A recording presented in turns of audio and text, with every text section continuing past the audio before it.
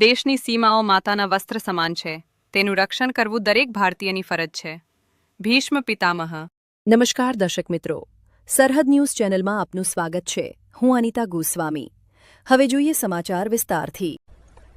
સ્થાનિક સ્વરાજ્યની ચૂંટણીને લઈને વાવ થરાદ વિસ્તારમાં રાજકીય ગરમાવો વધી રહ્યો છે. બનાસકાંઠા સાંસદ ગેરીબેન ઠાકોરે ચૂંટણી અધિકારીઓ પર ગંભીર આક્ષેપો કરતા સમગ્ર મામલો વધુ ગરમાયો છે. ગેરીબેન ઠાકોરે જણાવ્યું કે બોરલ સીટ પર કોંગ્રેસના ઉમેદવારનું ફોર્મ પહેલા ભરાયું હોવા છતાં ભાજપના ઉમેદવારને પ્રાથમિકતા આપવામાં આવી રહી છે. ચૂંટણી પંચના નિયમ મુજબ જે ઉમેદવારનું ફોર્મ પહેલા ભરાય તે માન્ય ગણાવવું જોઈએ, છતાં ચૂંટણી અધિકારીઓ દ્વારા કોઈ સ્પષ્ટ નિર્ણય લેવામાં આવ્યો નથી તેમ તેમણે જણાવ્યું. તેમણે વધુમાં જણાવતા કહ્યું કે બાબર મીઠા તાલુકા પંચાયત સીટનો ઉલ્લેખ કરતા કહ્યું કે કોંગ્રેસના ઉમેદવાર પાસે તમામ જરૂરી દસ્તાવેજો હોવા છતાં 2 સંતાનો હોવા છતાં તેમનું ફોર્મ રદ કરવામાં આવ્યું છે. જ્યારે ચાંદરવા સીટ પર સમાન પરિસ્થિતિ હોવા છતાં બીજા ઉમેદવારનું ફોર્મ માન્ય રાખવામાં આવ્યું છે. આ સ્પષ્ટ રીતે બેવડી નીતિ દર્શાવે છે તેમ તેમણે આક્ષેપ કર્યો. થરાદ નગરપાલિકાના વોર્ડ નંબર 6 અંગે તેમણે ગંભીર મુદ્દો ઉઠાવ્યો.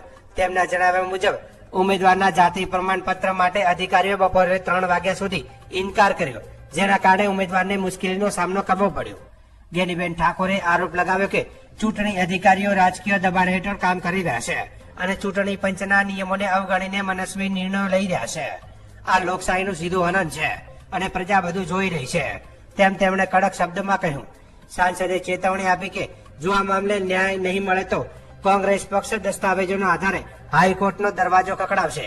આ સાથે તેમણે અધિકારીઓ સામે કડક કાર્યવાહી કરવાની પણ માંગ કરી છે.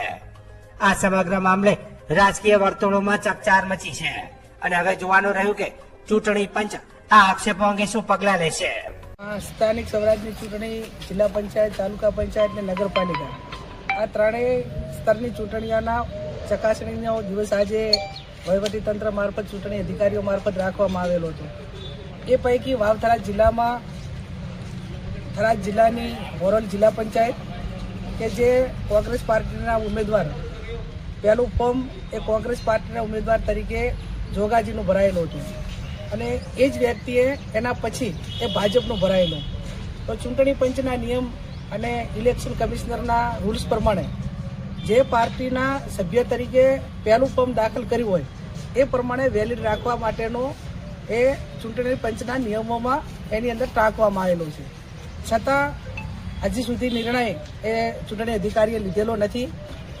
સેમ પ્રશ્ન એ બાબર મીઠા તાલુકા પંચાયતની જે એસટી સીટ હતી એમાં આદિવાસી સીટ અનામત હોવા છતાં એના તમામ ડોક્યુમેન્ટ હતા અને છતાં આયાત બાળકો 2 જ હતા. એનું ફોર્મ રદ કરવામાં આવ્યું કોંગ્રેસ પાર્ટીના ઉમેદવારનું. અને સેમ ઘટના કે જે 2 બાળકો આયાત છે ને એક બાળકનું ડેથ થઈ ગયેલું છે, એ ચાંદરવા તાલુકા પંચાયતમાં રામસિંહભાઈ જે રાજપૂત છે એમનું ફોર્મ વેલિડ રાખવામાં આવ્યું. સેમ ઘટના, સેમ કિસ્સો, કોંગ્રેસના ઉમેદવારનું એ જ સ્તરથી ફોર્મ રદ થાય અને ભારતીય જનતા પાર્ટીના ઉમેદવારનું ફોર્મ વેલિડ રહે. એવી જ રીતે થરાદ નગરપાલિકા વોર્ડ નંબર 6 કે જે સામાજિક ને શૈક્ષણિક રીતે પછાત વર્ગ, એનો જાતિનો દાખલો કઢવા માટે કરીને મામલતદારને જે એની ઓથોરિટી હોય એમને ના પાડવામાં આવે કે 3 વાગ્યા સુધી તમારે દાખલો કાઢવાનો નથી. અહીંયા જે ચૂંટણી અધિકારી એમ કે અડધા કલાકનો અમે તમને મોકો આપીએ છીએ અને તમે દાખલો રજૂ કરો, એટલે 10-15 મિનિટ એના પહેલા દાખલો આપેલો હતો બક્ષીપણનો, પણ ક્યાંક ટેકનિકલ નામ ફેરના કારણે તે સુધારા માટે કંઈ નવો દાખલો કાઢ્યો, કંઈ ડોક્યુમેન્ટ બિલકુલ નહોતું આપ્યું એવી ઘટના નથી.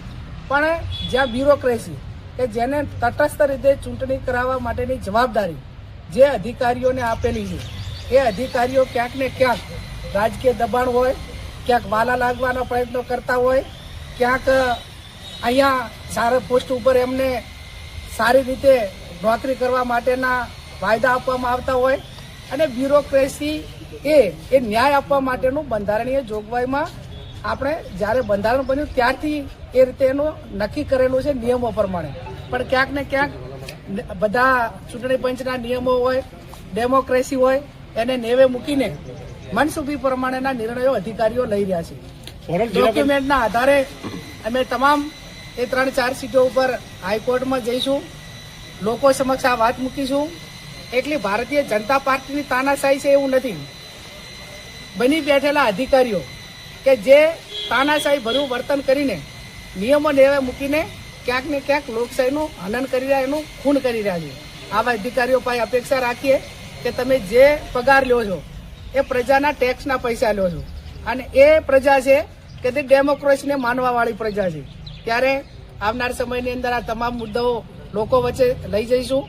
અધિકારીઓના નામ લઈને ભાષણ કરશું અને એમને હાઈકોર્ટમાં કે જ્યાં ન્યાયમાં જે વડી અદાલત સુધી લડવું પડે તો પણ એના સામે લડીને જે લોકોને ચૂંટણીના મેદાનમાં ચૂંટણી લડવા માટેનો મોકો જ નથી આપ્યો, કે જેમનો પોતાનો નાગરિક તરીકે અધિકાર હતો, એ ક્યાંક ને ક્યાંક છીનવવાના પ્રયત્નો એ ભારતીય જનતા પાર્ટીને અને એની સરકારમાં બેઠેલા અધિકારીઓ કર્યો છે.